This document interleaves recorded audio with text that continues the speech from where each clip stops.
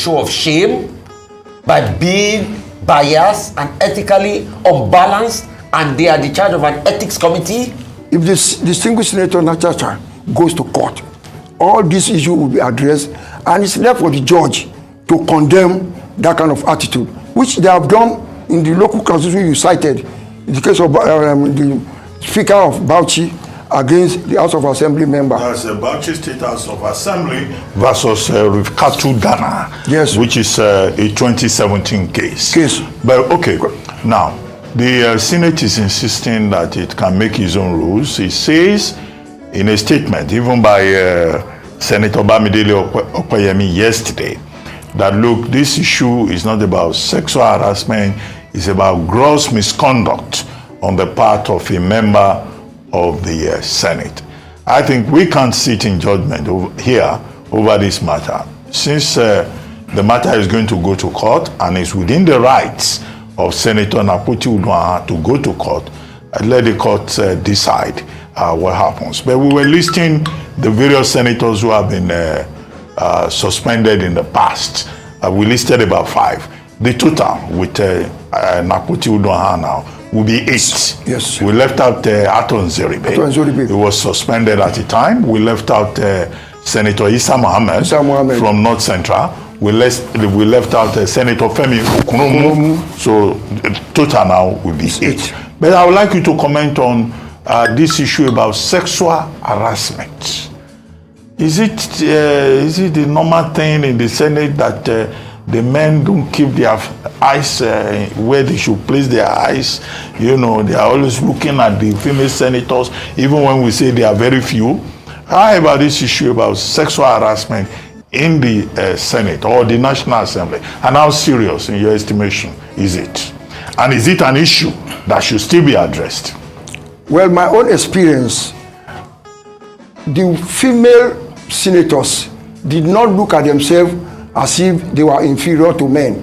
They were even up to, if you even mention that Itagiwa is a woman, the response you are going to get will make you ashamed of yourself, because they will stand up to you. So, but the beauty of distinguished Senator Natasha is a problem to her. How can beauty be a problem?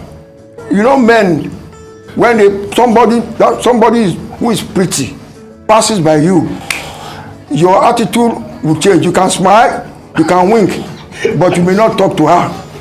But her beauty is a problem. There's no doubt about that. How is it a problem, sir? That's the question. Why should beauty be a problem?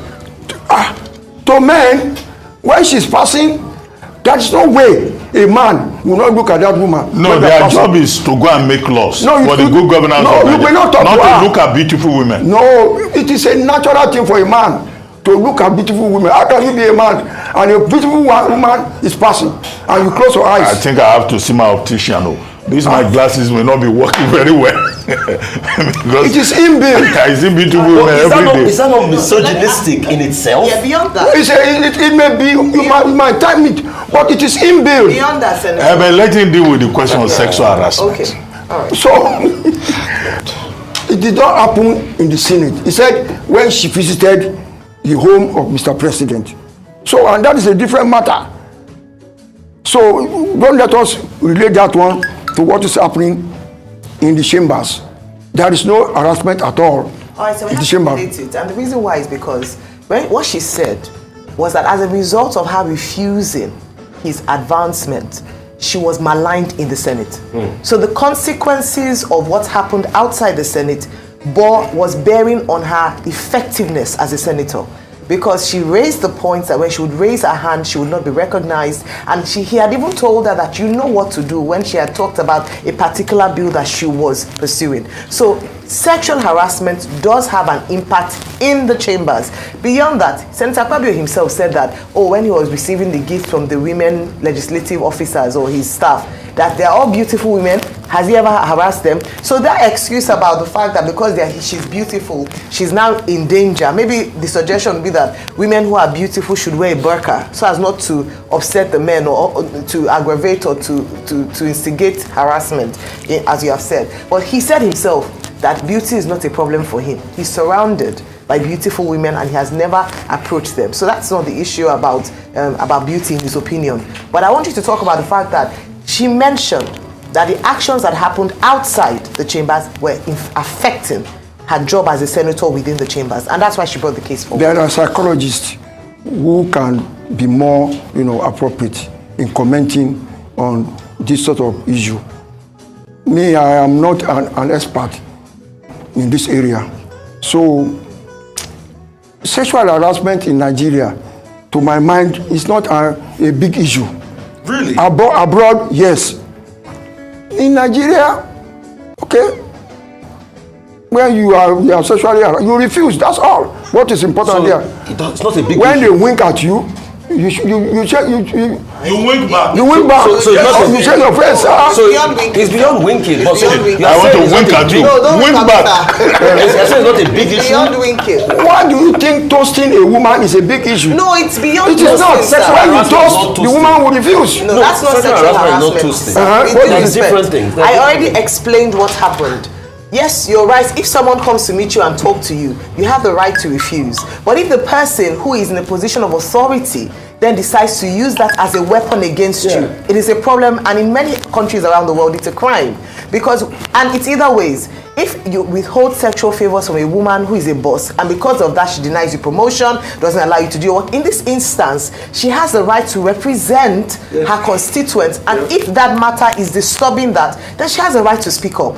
And so it's just like our daughters. If we had daughters who come to you and say that, Daddy, there's this man in my office, he's oppressing me, he won't give me promotion, I can't get raised because I refuse to sleep with him. That is sexual harassment. And so it goes beyond winking. It goes beyond, I'm talking to you. It is the fact that a woman has a right, or a man is disturbed as a result of not, if it's consensual, they are both adults. Yeah. But if as a result of me saying no, you refuse to accept the no, and then victimize me for that, that's a big problem, sir. Don't you agree? I'm not an expert in that area.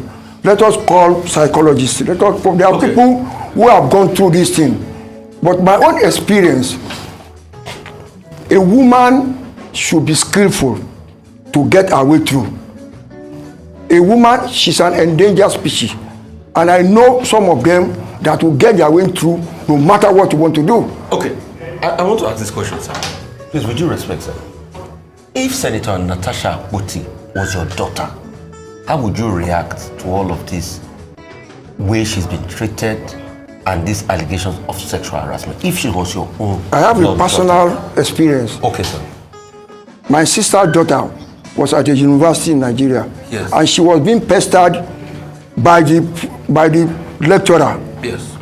My sister went to see the lecturer and told him, look, this is the complaint from my daughter. Please leave her alone if you don't want trouble. And the man said, no, it's not. Just don't let it be.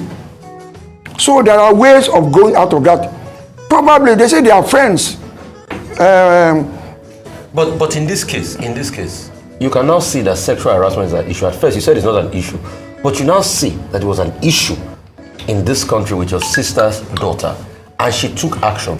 But what in this case, where there's nobody to call Senator Godswill Akpabio, because he's the Senate President #3 man, probably the only person that could have probably called him could be the #1 man in the country. And we have not seen, I might not have the facts, in this case where there's nobody that can go and warn the Senate President, as your sister went to do for her daughter's lecturer, what can be done? In the Senate, every political party has a leader. And probably she could have reported to that leader, who will have approached the Senate President to discuss this matter. And there are ESCO too, executive of the Senate. She can approach them and they will call the Senate President attention to the complaint of the woman. Or tell her husband, let us go and meet your friend to discuss this matter. So the three of them should have sat down. Okay, look, leave my wife alone. What is your problem? But sir, with due respect, that's what she did by taking it to the ethics committee. But they have now left the substantive case of investigating, which they have not talked anything about that. They are now saying it's because she was She had an altercation and a tiff with the Senate president before. We should suspend her. Because the same thing you are saying, that's what she has done. She has... They exhibited bias. They should have separated the two. Sir, let me ask, what do you recommend as the way forward? Someone like Senator Saraki has been talking about integrity of the Senate, but what should be the next way forward? And to resolve all these crises, should we recommend to, the establishment that going forward, beautiful women should not be allowed to go into politics? Because if beautiful women don't go into politics, I assume that men, the way you have characterized them, will not wink at ugly women. It's natural for them to wink at beautiful women. So let's just ban, perhaps, ipso facto, by your suggestion, beautiful women from politics. Is that a solution? We have past president of the Senate, Saraki, David Mark, Lawan, Baros Ayim. They can get together and go and meet the Senate president. They are stakeholders in the Senate, and then let them talk to him, discuss with him, and then they will have everybody must look at himself as a stakeholder in this problem, particularly when you have been in the Senate before. Either you are a senator or you are the president of the Senate. They should not sit down and criticizing on the pages of newspaper. They can form themselves into a committee and meet Akpabio, who probably is their junior. They should not put the Senate in this level of disrepute. It is not fair to all members who have been in the Senate before. It is unfair. How about the problem with beauty? I return to that. I'm not a beautician, but I know beauty is a problem of a woman. It's a problem. Wow. Yes. All right. So maybe you would recommend Dr. Batistanza that beautiful women stay out of politics. No, go, but know your way out. Okay. That's interesting. Women are now in danger. No. There are clever women. Women are skillful. Okay. A woman of 40 years is more experienced than a man of 70. Okay, so beautiful women have sense. Very much. Okay. All right. They are the ones find their way out of the system. All right. Okay, sir. That's in your opinion. But let me ask you very quickly, and I'm glad you talk about former Senate presidents who have a role to play in this matter because they have experience, they're older in terms of the years. Senator Bukola Saraki has spoken out and he's made his stance very clear that, as he did, he suggests or he would recommend that the Senate president steps aside whilst the investigation is ongoing, just as a matter of integrity. Would you agree with him? That is normal. All right. And that will be one of what they are going to advise him to do. When this case comes up, you have to vacate your seat. That is normal.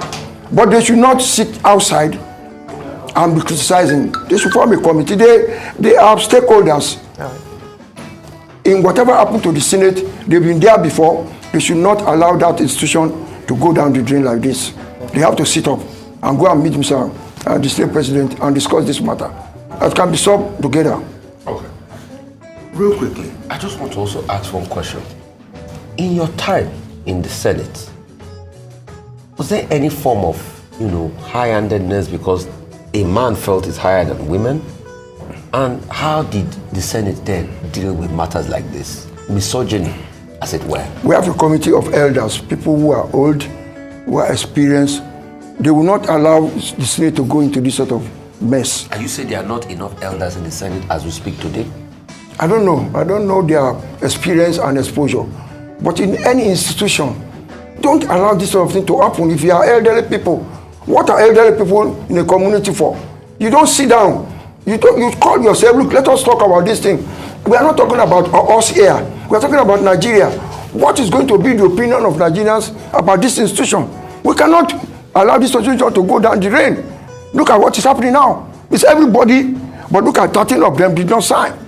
But they did not protest properly. But a lot of people also said there's a level of unfairness, and I'm proving to you. There's been videos making the rounds of the current First Lady when she was in the Senate, that she too stood her ground firmly, but very brazen in some cases. But nothing happened to her. Is it probably because she had a man in her life that was a strong man? Do you think if Natasha's husband was a strong politician too, as Natasha was a strong politician, all of this will happen to anybody that knows distinguished Senator Remi Tinubu will know that she was a teacher, and you don't mess up with a teacher because she will mess you up too. So you cannot go even near that kind of woman. Because she will stand up. It's just like Itagiwa. They will stand up to you as a man. So it depends. When you look as if you are a female and you are less than a man. That's when it So why is the Senate now suspending Senator Natasha Akpoti for standing up as a woman? It was biased. Okay, so they are wrong. They are very wrong, of course. Very good. Okay. They went, something that they should have managed better. Okay, I want to believe that Senator Akpoti's husband is also a strong man. Men have relative strength depending on your area of operation. Well, I'm sure he's also strong in every respect. But this is a question. What came up over the weekend was the Minister of Women Affairs saying that President Tinubu is going to wade into the matter and that the executive is going to call the parties involved and they will find a way of resolving the matter.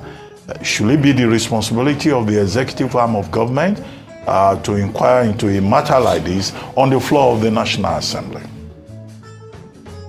My own, suggestion is for the president to invite a committee of past president of the Senate to talk to them. I think it is more respectful if they go to that avenue, not the president talking to them. He can instigate the past president of the Senate, the other senior member who participated in the Senate around. He can call of them. I think probably will listen to those people a lot more because they will be talking from experience because they've been the Senate president before. So in other words, the Minister of Women Affairs has no role in this matter. Totally. And she's wrong to have expressed the view she expressed. That is our own interpretation. Okay. But my own interpretation, let it be a Senate affair. Let the distinguished past senators, elderly senators, retired senators to come together and go. Because we can enter the chamber and talk. Once you are a senator for life. So they are not going to be strangers if they allow them to enter. They can enter the Senate and discuss. Nothing will happen. They can talk on the floor of the Senate. They can close the door and talk to themselves in an executive session. A senator is permitted to do so. So they are not outsiders. Let them sort themselves out with past Senate presidents, elderly, Senate people, members of the Senate. They will iron out the matter easily. Okay, thank you. I like that you sound very passionate about upholding this institution that you were once a part of. And a number of former senators who served, like you said, well, once a senator, always a senator, have come out to speak in defense of the institution. And from what you're saying this morning, you're not quite happy with what looks like it's descended into disrepute. How can we begin to restore the dignity of the Senate again, of this institution, which is the third arm of government? What are some of the measures that must be put in place? Would you talk about the leadership, the kind of leaders that we have there currently? You talk about elders. Should we also look at the recruitment process of these members? And then the makeup of the Senate in itself. Currently we have just 4 women in the Senate chambers. Would you recommend that we should be looking to have more so that there's fair representation? And this thing you said about not understanding sexual harassment, at least if there are more women there, there will be more education for members who perhaps do not understand fully what it means so that then they're able to make a better decision around this. The system of politics that we are operating does not give room for people who are competent but have no money to survive in this type of election. In an election which is constituency based, small constituency, then go into electoral college. It's cheaper, it's more dignifying, a woman can fight. But for a woman to fight to be a senator in Nigeria, we are talking about 50 billion naira to start with. So where will a woman get that money? It's too expensive, yes. No, women do have that money. Then if you have money, go into it. How many women has got 50 billion? Some women have it, and people don't use their money for elections as well. You get support from people who believe in your cause. Men do it as well. Can they pay back? 50 billion. The problem, you have to pay back. How do you pay back? If they give you loan, Oh, is it a loan? Yes. So how do you pay If back? you are there, I'm a company. Okay. Are you going to talk about my interest in that Senate so that I can get more contract? Can you put my name in the budget? When you talk about budget padding, it is part of an arrangement before they got there.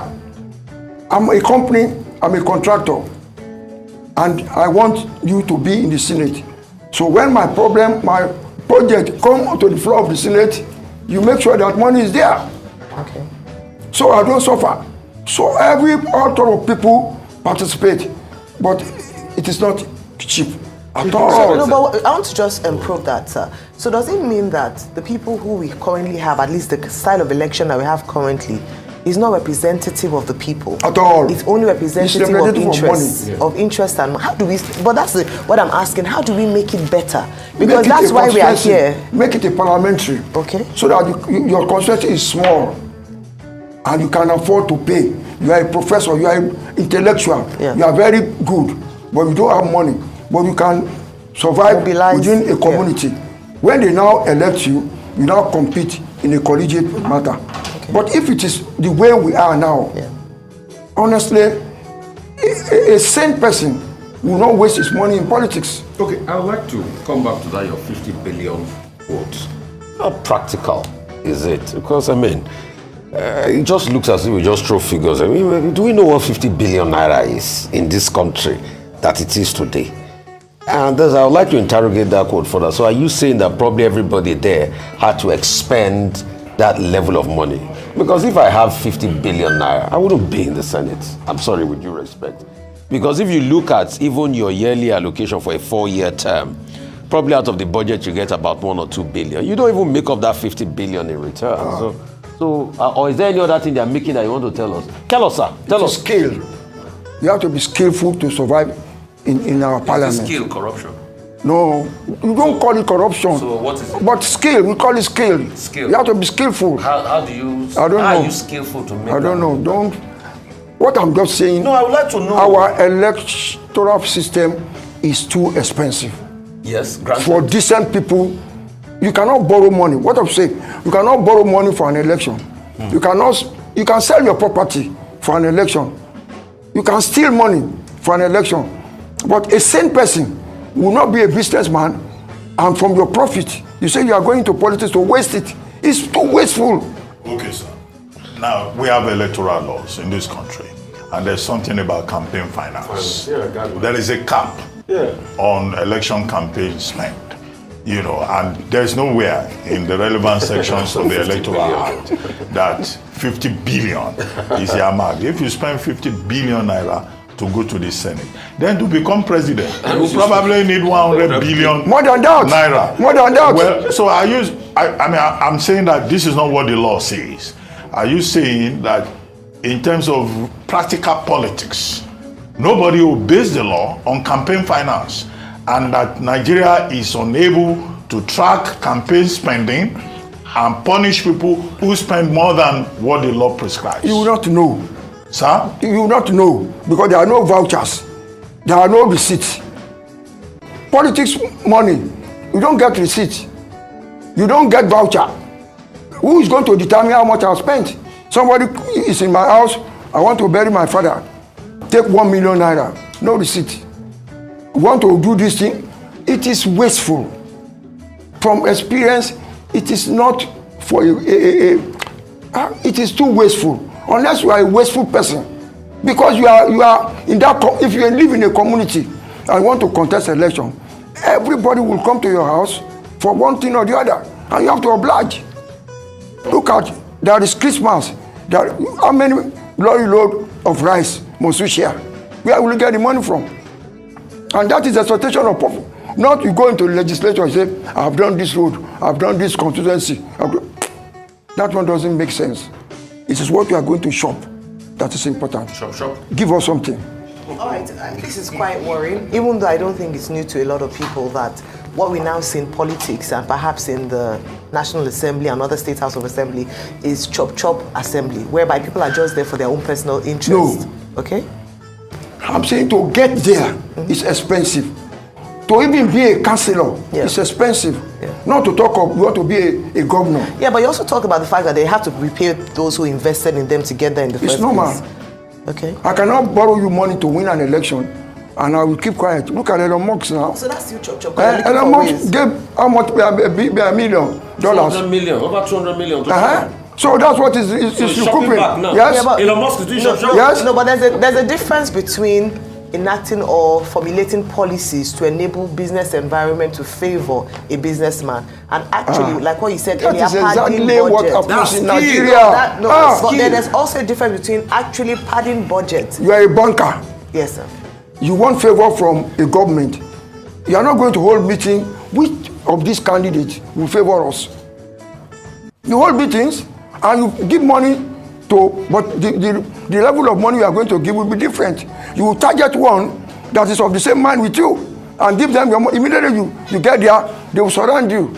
They determine policy to favor them. So where is democracy in all of this? Democracy in Nigeria is money. Moneycracy. Yes.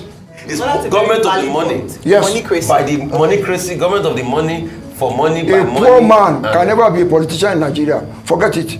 Okay, another question I would like to now ask you. So if you were banning a sum of 50 billion, like how much? Because you were very active in this last presidential election. Like how much did your candidate spend? No, things have shifted. No, I'm just honestly, asking. If in the past in Nigeria, let me be a little bit more explicit.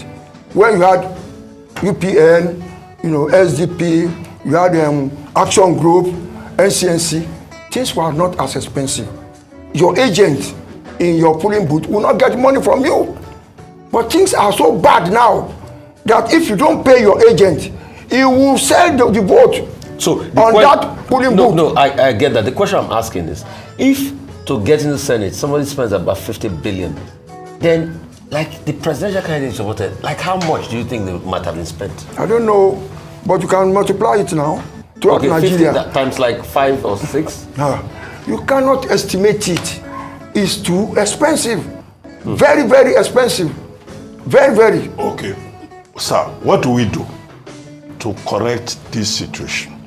The objective of having a democratic system of government is not to turn it into a cash and carry enterprise where some people invest, they get return on investment, ROI, as they call it in business classes. What do we do? Because the way these Nigerians are, even if you adopt a parliamentary system of government, we're so used to this stomach infrastructure, cash and carry, return on investment way of doing business, transactional politics. How do we address it? Where will these new leaders that will come and serve and not chop, where will they come from? It's a difficult question. Things are really bad for this country. We are not doomed, but I don't know the answer. Because maybe the level of our poverty, the poverty in the land is not helpful. The policy of government is not also helpful. Where the populace is happy with a government, it's easier to persuade them to vote. But where majority of the populace of the electorate, they are poor, and it is on the day of the election that they reap their profit for the 4 years. Believe it or not, on the day of election in this country, if you are a poor person, you cannot win. It's impossible. Thank you so much for the insight there. So very quickly, I'd like you to share your projections for 2027. A lot is now coming up. There are conversations around some key members of the APC cross-carpet into other parties. There are conversations around your candidate, the president, not being very popular in the north. There are people coming out. Is this still going to be a moneycracy in 2027? And based on that, what are your projections? What should we be looking out for in terms of 2027? How many years ago I came here to predict that the master is coming? The master of the game is the president of the... They predicted like that in Kenya. They said that David was coming. My dear, they are calling him Zacchaeus now. My dear, take it from me. The master is on the game. How about the Atiku mega coalition? There is nothing like that. But you know what? They are working with the master, and the master knows the game. So who is the master? President Bola Ahmed Tinubu. He's the master of the game. Yes. And he will, Okay. you know. He will win. On that. Anyway, I just Flat. got a message from an honorable, a Yes. lawmaker that said you are 100% correct. It's moneycracy. There is no doubt. Yes, you are correct. Thank you, Baba. Thank you, sir. On that note, we'd like to thank you very much, Senator Adesanya Ogunlewe, for joining us on the morning show. It's my pleasure. Quite an interesting expose on the political politics of Nigeria. Yes. Yeah. Thank you very much. I'm indeed. so